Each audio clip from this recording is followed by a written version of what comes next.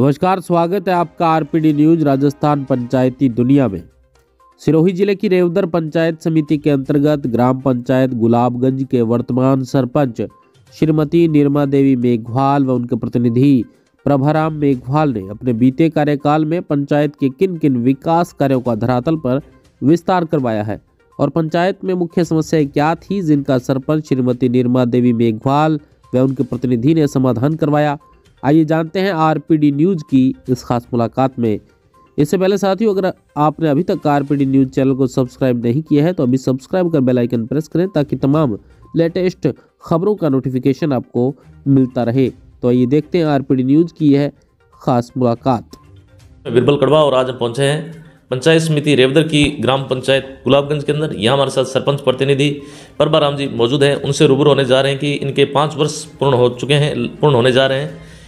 जब ये सरपंच बने थे गुलाबगंज की ऐसी कौन सी समस्या थी जिनका इन्होंने समाधान करवाया और ऐसे कौन से एजेंडे अभी बाकी है जिनका समाधान करवाना बाकी है, तो करते हैं बातचीत। सरपंच साहब नमस्कार। नमस्कार सर जी। सबसे पहले अपना परिचय दीजिए।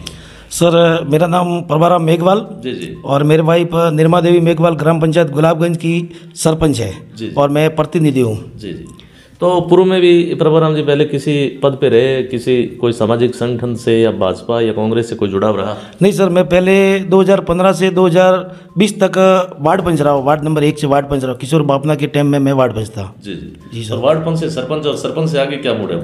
सर अभी तो सरपंच कार्यकाल 5 साल का पूरा हो गया है। शायद सरकार ने 1.5 महीने एक्स्ट्रा दे दिया है। आशा सीधा हमारे लग जाती 1.5 महीने पहले, लेकिन सरकार की मंशा है 1 इलेक्शन 1 स्टेट, इसलिए 1.5 महीने और दे दिया सरकार। क्या आ रहा है मन में जैसे ये बात सुनते हैं? सर मन में तो आ रहा है कि अभी सरकार 6 महीने बढ़ाती है तो कुछ लोगों के काम बाकी है, जैसे जेजेएम में काम बाकी है, कुछ रोडें बाकी है। आगे विचार है कि गांव में ये लाइटिंग वगैरह करवाना है और सीसीटीवी कैमरे लगवाने हैं गांव में, ये आगे विचार है। अगर 6 महीने के प्रबंधन जी अब की बार अगर बात करें तो क्योंकि कोरोना काल की वजह से कहीं न कहीं जो सरपंच जो विकास करवाना चाहते हैं वो नहीं हो पाया। हाँ सर, 20-21 तो हमारे ऐसे ही गया है, इधर दौड़ो, कोई बजट भी नहीं आया। 20-21 का बजट भी बाकी है और 2 साल तो हमारे ऐसे ही खराब हो गए थे। हमने तो 3 साल मिले, 3 में भी 2 बार आचार संहिता लगी है, एमएलए वाली और एमपी वाली 2 बार आचार। सरकार से क्या मांगे? सरकार से मांग है अभी 6 महीने या 8 महीने सरकार बढ़ाती है तो हमें आगे जो काम बाकी है उनको पूरा करने की पूरी कोशिश करेंगे। बिल्कुल यह बात बिल्कुल सही है। कहीं न कहीं जो आपने वादे किए थे तो वो उन वादों पे कहीं न कहीं मलाल रहेगा मन में कि यार हमारे टाइम में इस क्षेत्र की जनता ने मान सम्मान दिया और उसके बावजूद भी हम काम नहीं करवा पाए। हाँ जी, जनता का तो बिल्कुल पूरा सहयोग है, 36 गाँव का पूरा सहयोग है। जी। हाँ जी। सरपंच साहब ऐसे कौन से एजेंडे थे गुलाबगंज की, अगर बात करें कौन से मुद्दे थे आपके सामने जब आप सरपंच बने थे? मुद्दा तो मेन मुद्दा था पानी का था। पानी नहीं था। चलो मालगांव में तो भामाशाह परिवार ने 98 में हर घर नल योजना करवा दी गई थी। गुलाबगंज में पानी की समस्या सबसे ज़्यादा थी। तो मैंने जनवरी 2020 में जैसे ही इलेक्शन जीते और पहली बैठक में मैंने मुद्दा उठाया था कि गुलाबगंज में हर घर नल देना है मुझे। तो मैंने सैंक्शन भी निकाली थी, बहुत गलियों की सैंक्शन निकाली थी और सरकार ने जैसे ही 6 महीनों के बाद में सरकार ने एक योजना बनाई जेजेएम। तो जेजेएम योजना का जैसे ही हमारे पास लेटर आया तो हमने जेजेएम का प्रस्ताव लेके तुरंत प्रभाव से सेक्रेटरी साहब और मैंने मिलके और पीएचडी विभाग को भिजवा दिया गया था।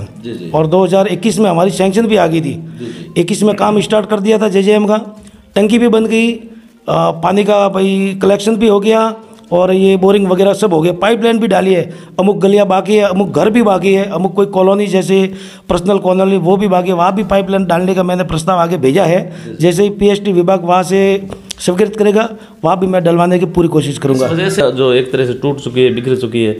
हाँ बिल्कुल, जेजेएम का काम ये पाइपलाइन वगैरह ये काम तो मतलब 60% ये 40% तो ये काम मतलब सही नहीं है। मैं सरकार से भी गुजारिश करूँगा जेजेएम की भाई ये तो ठेकेदार हाँ ठेकेदारों ने भी, जैसे कि मेरे मालगांव में सड़क बनी थी 98 में, एक काकरी भी नहीं उखड़ी है और वहाँ जैसे ही तोड़ा है तो वो रिपेयरिंग किया वो टूट गया है और आगे 30-40 सालों तक वो रोड कुछ नहीं होने वाला ऐसा रोड बनाया, उसको भी तोड़ दिया और सही काम नहीं करवाया। ठेकेदारों से कहा नहीं आपने? ठेकेदार को फोन करते हैं कि हाँ मैं टीम भेजता हूँ, करवाता हूँ, वो भी करवाता हूँ, कलेक्शन बाकी है वो भी करवाता हूँ। अभी तो पंप भी चालू नहीं किया है। काम पूर्ण हो गया लेकिन संचालित नहीं है तो मतलब ही नहीं है। बिल्कुल हम ठेकेदार मेजर समस्या ये कह सकते हैं। अभी सरपंच साहब क्या उपलब्धि है रही है अगर बात करें 5 वर्षों में, ऐसे कौन सी और बड़ी समस्या थी जिनका समाधान करवाया? बड़ी समस्या तो कि शिक्षा वाले, जैसे कि स्कूल है हमारे ग्राम पंचायत में, सिंगाली खेड़ा में 2 स्कूल है, मालगांव में भी स्कूल बड़ी है, गुलाबगंज में भी बड़ी स्कूल है, तो स्कूलों में हमने काम करवाया, स्कूल के आगे भी करवाया, साइड में भी करवाया, स्कूल में ब्लॉक भी लगवाए, मालगांव स्कूल की सुरक्षा दीवार भी करवाई, ब्लॉक भी करवाए, पिंक टॉयलेट भी बनवाए। सिंगाली किला 2 स्कूलों में मैंने दोनों स्कूलों में प्रार्थना के लिए ब्लॉक लगवाए। और अभी मालगांव में 2 दिन पहले हमारे एक मीटिंग रखी थी स्कूल में ही, तो भामाशाह परिवार मालगांव में बहुत बड़ी स्कूल बना रहे हैं, करीबन 6 करोड़ की लागत से स्कूल मालगांव में बना रहे हैं। तो मैंने 10 बीघा उनके लिए निःशुल्क भूमि भी आवंटन करवा दी, और ये कलेक्टर साहब ने 10 बीघा जमीन आवंटन कर दी है, ये सामने की है 10 बीघा के। आपके मालगांव की अगर बात करें तो यहाँ एक तरह से दानदाताओं का काफ़ी हाँ, मालगांव में तो भामाशाह मालगांव में खूब है भामाशाह। जैसे कि हमारे गाँव में गौशाला नहीं थी, तो गांव वालों ने सब मिलके एक बैठक रखी, बैठक में मेरे को भी बुलाया, और गांव वालों ने बोला कि हम गौशाला बना रहे हैं, आप एनओसी जारी करोगे क्या? तो मैंने पूरा गांव वालों को सहयोग किया, और गांव का भी 36 गांव का पूरा सहयोग रहा। अगर ग्राम पंचायत में एक तरह से विकास होता है तो कंधे से कंधा मिला के चलती है। हाँ, जनता कंधे से कंधा मिला के चलती है, और भामा से भी कंधे से कंधा मिला के चलते हैं मालगांव में। विकास का सबसे बड़ा, हाँ, विकास का कारण यही है। भामा सरपंच साहब, बात करते हैं बहुत सी पंचायतों में हमने सर्वे किया, जैसे स्वच्छता की बात करते हैं, पंचायतें ODF हो चुकी हैं, स्वच्छता कहीं नहीं दिखती। स्वच्छता तो ऐसे निजी आय से 2000, 1500, 3000 ऐसे आदमी लगा के सफाई करवाते हैं। अभी सरकार का मंशा है कि अभी टेंडर किए जाए, तो अभी टेंडर किए सरकार ने, अभी टेंडर हो गया है, 2-3 दिन में उनके वर्क ऑर्डर भी आ जाएगा, फिर सरकार देखती है। अभी स्पष्ट नहीं किया कि कैसे ये सफाई करवानी है, मिस्टोल से करवानी है या ट्रेनिंग किसको देनी है, वो कोई अभी वो फिक्स नहीं है। वो आते ही हम सफाई में पूरा ध्यान देंगे। महानरेगा योजना को लेकर सरपंच साहब क्या कहना चाहेंगे? केंद्र की बहुत बड़ी योजना है, लोगों को रोजगार मिलता है, विकास कार्यों की बात करें किस प्रकार से? महानरेगा में तो ये कच्चे निर्माण करते हैं लोग, और बूढ़े लोग जैसे कि 60-70 वर्ष के लोग हैं वही जाते हैं नरेगा में, कोई अमीर लोग तो जाएगा नहीं, और भामाशाह जाएगा नहीं। जैसे गरीब परिवार वो नरेगा में जाते हैं और काम करते हैं, उनके जो होता है उस हिसाब से करते हैं काम। हम भी जाते हैं नरेगा, आप देखते हैं तो वो लोग बूढ़े लोग ही जाते हैं। बूढ़े फिर तो वो कैसे काम करेंगे?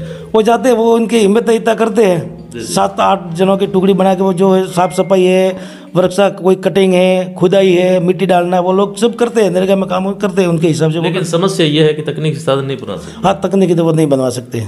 तो ये एक मलाल है, पंचायत में विकास करे कहीं के इस वजह से बाधित होता है। हाँ, पक्का निर्माण, जैसे नरेगा में पक्का निर्माण करवाते हो तो पैसे 2 साल 3 साल ऐसे लग जाते, तो पक्का निर्माण कौन ऐसे ठेकेदार, इतने बड़े ठेकेदार है नहीं, ऐसे पैसे डालने वाले हैं नहीं, तो पक्का निर्माण इतना होता नहीं है। फिर भी हमने करवाया थोड़े बहुत, जैसे कच्चे रास्ते थे वहाँ पे मिट्टी डलवानी, ग्रेवल करवाना, रपटे बनानी, हमने तो 3-4 रास्ते थे वो करवाए, 1-2 रास्ते बाकी है, वो भी 6 महीने बढ़ गए तो वो भी करवा देंगे। प्रभुराम जी, अब क्या कहना चाहेंगे? युवा साथी काफी साथ थे, युवाओं के लिए भी कोई ऐसे कोई प्रयास रहे? नहीं, युवा भी साथ थे, बूढ़े भी सब साथ थे।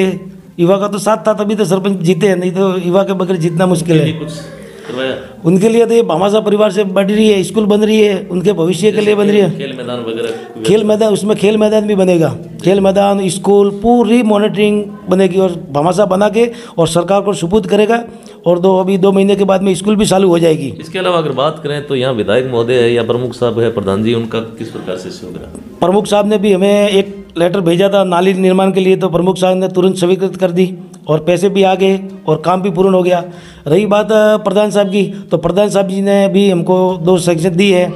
पूर्व MLA साहब है, जगसी राम जी कोहली थे, उन्होंने भी हमें 2 सैंक्शन दी थी। अभी वर्तमान सरपंच साहब, ये MLA साहब है, तो उन्होंने भी कहा है, एक तो गौशाला, गुलाबगंज में गौशाला, उसकी सुरक्षा दीवार के लिए उन्होंने 10 लाख का हमको बोला है, हमने लेटर भी दिया है। जैसे ही उनके फंड आते ही MLA साहब पेमेंट तुरंत कर देंगे। आपने 4 वर्ष कांग्रेस को नज़दीक से देखा है, गहलोत सरकार का, और 1 साल भजनलाल जी अपने CM है, उनका भी देखा है, क्या डिफरेंस लगा?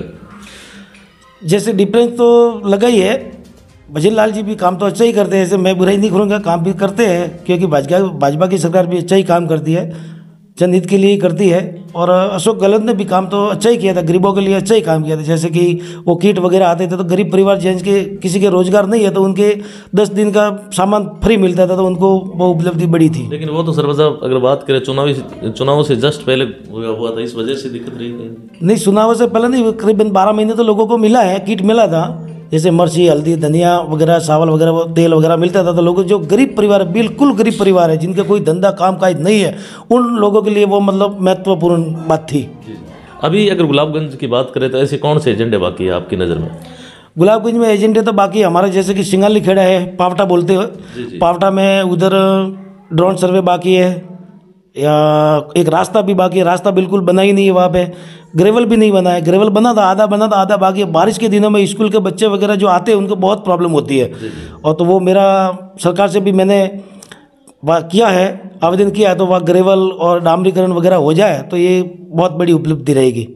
तो यह थी हमारी खास मुलाकात ग्राम पंचायत गुलाबगंज सरपंच प्रतिनिधि प्रभाराम जी, जिनसे हमने ग्राम पंचायत के मुद्दों और साथ ही ग्राम पंचायत के विकास कार्यों पर विस्तार से चर्चा की। साथ ही कमेंट करके बताना कि ग्राम पंचायत में ऐसे और से कौन से एजेंडे हैं जो आपकी नज़र में है और सरपंच साहब को ध्यान में लाना चाहते हैं। धन्यवाद सरपंच साहब, समय दिए उसके लिए। धन्यवाद सर, बिल्कुल।